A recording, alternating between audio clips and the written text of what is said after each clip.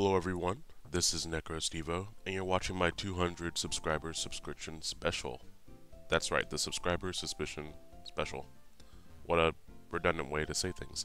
Anyways, thank you all so much for the 200 subscribers. I did not think I'd hit this point anytime soon, but I only started this account this past summer, so the fact that I got to that point this quickly is essentially all thanks to you all. So, you all may notice that my content looks a little bit better for this video. Don't get your expectations too high, of course, because this is just for this video.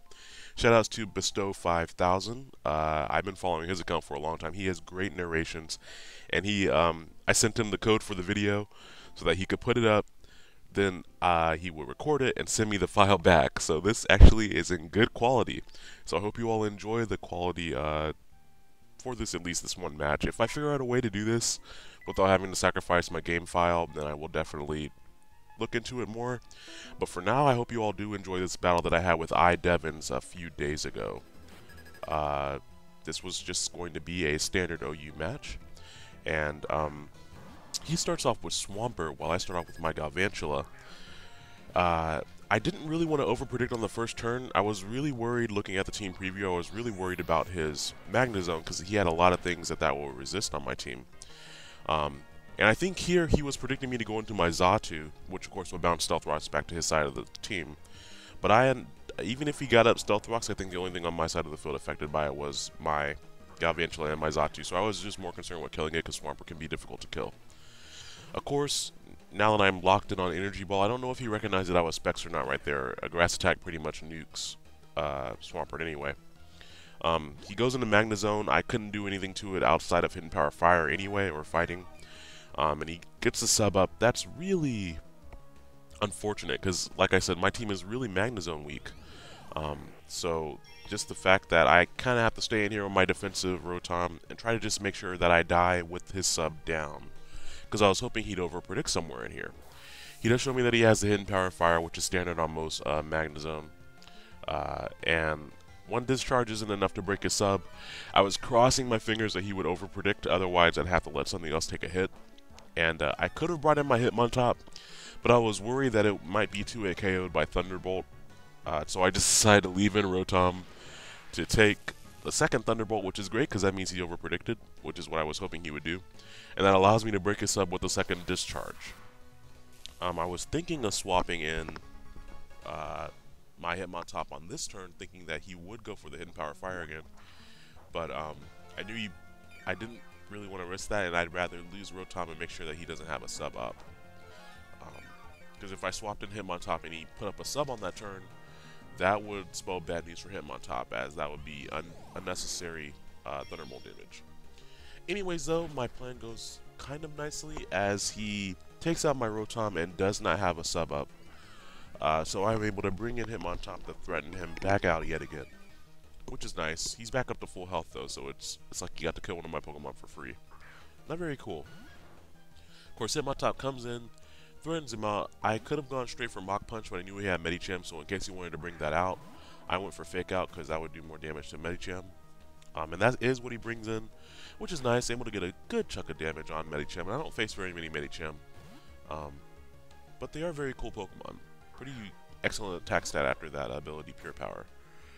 He goes for a high jump kick, and this of course is quad resisted by Xatu, but that does a ton of damage for being quad resisted. I was thinking maybe he might even be banded. I don't know. Even not banded, that did a lot of damage. I make a bit of a misplay and set up Reflect. I really should have set up Light Screen, expecting him to swap out.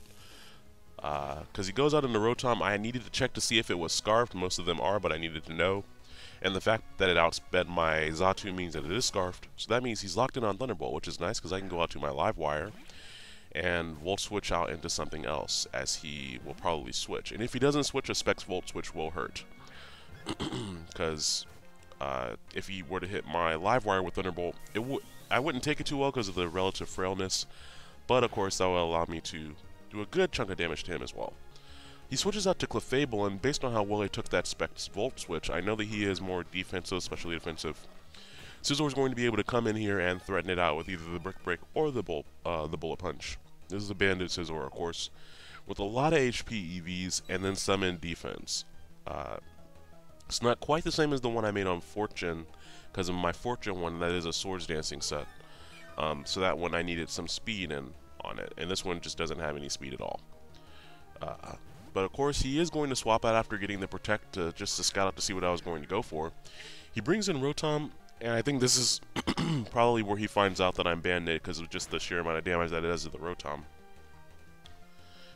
That's fine by me, because that's a 2-hit KO on Rotom if I wanted to stay in. Wow, my thing is lagging a lot right now. Not used to having high quality. Maybe Windows Movie Maker can't handle it.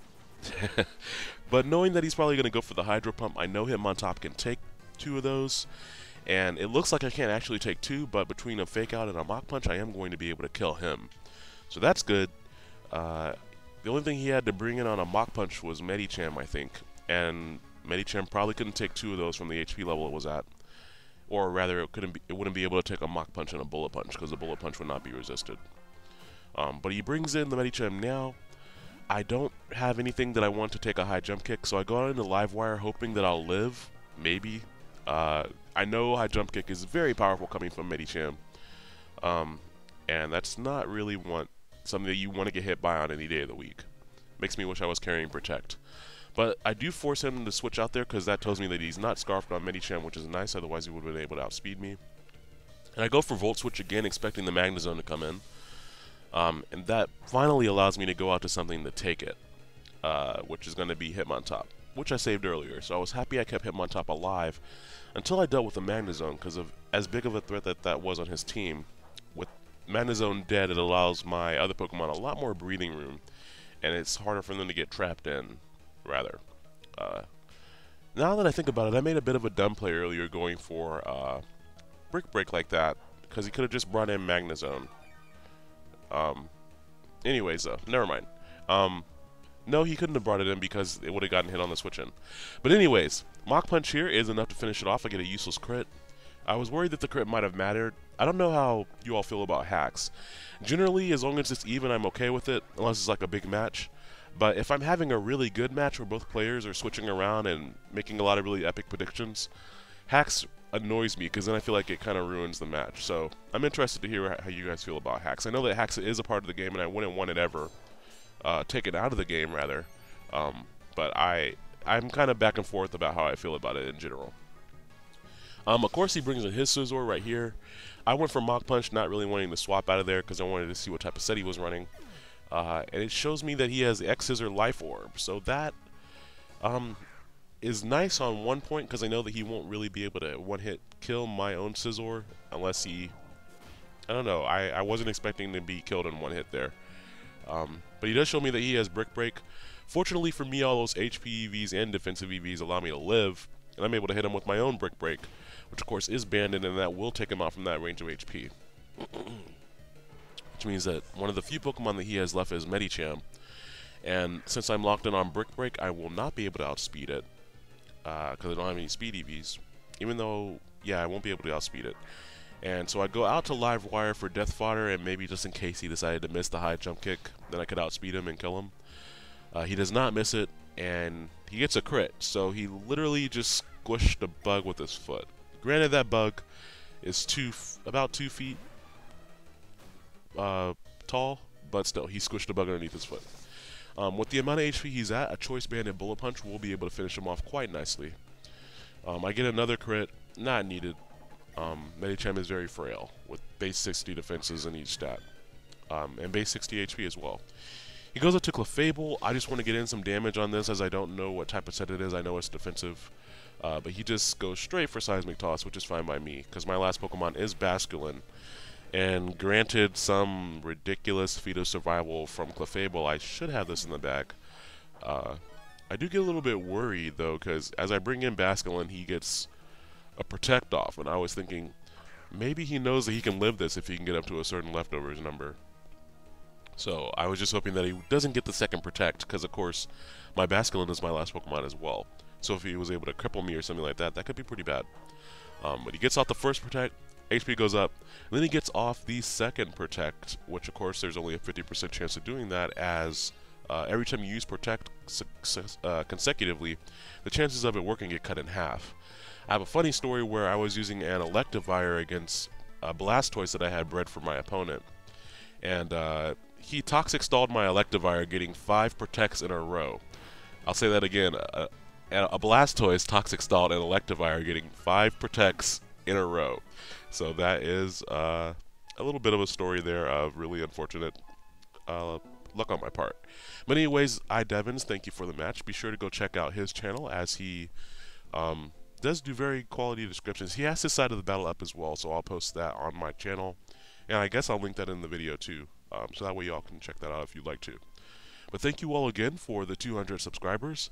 Again, this is not going to be my typical video quality. I'm going to go back to regular cam quality, as I'm not going to ask anyone to, you know, put up the video file just so they can send me a better file, a better quality version.